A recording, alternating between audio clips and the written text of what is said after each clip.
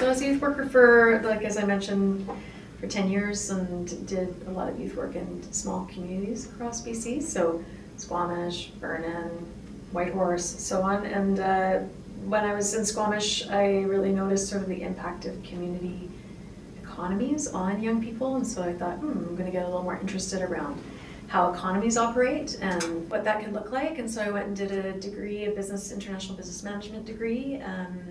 And from there, I worked internationally for a little bit. And when I came back to Vancouver, I was hired by the Canadian Mental Health Association in Vancouver to start and run social enterprises that employ people with significant serious mental illness. And so I worked doing that, starting and running cafes, catering businesses, cleaning businesses.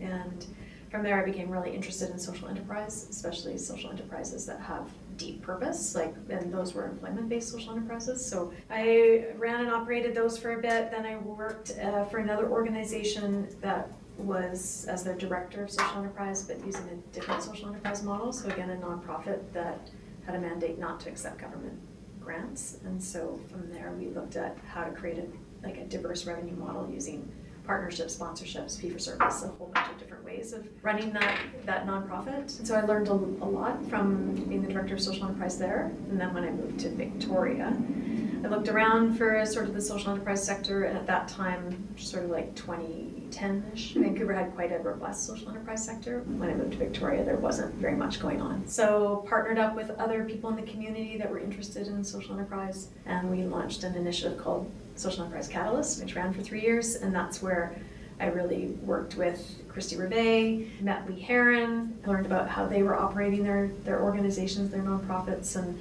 how they were operating them in a way that was combining assets and revenue and partnerships and really interesting approaches that allowed them to run their organizations in, what I'm going to say, like an enterprising, abundant way. And we thought, what if we could assist lots of organizations in the nonprofit sector to implement a mixed revenue and asset and strong financial models underneath them? How could that transform organizations away from grant dependency into being able to serve their communities through a mix of revenues and strategies? So that started Scale Club.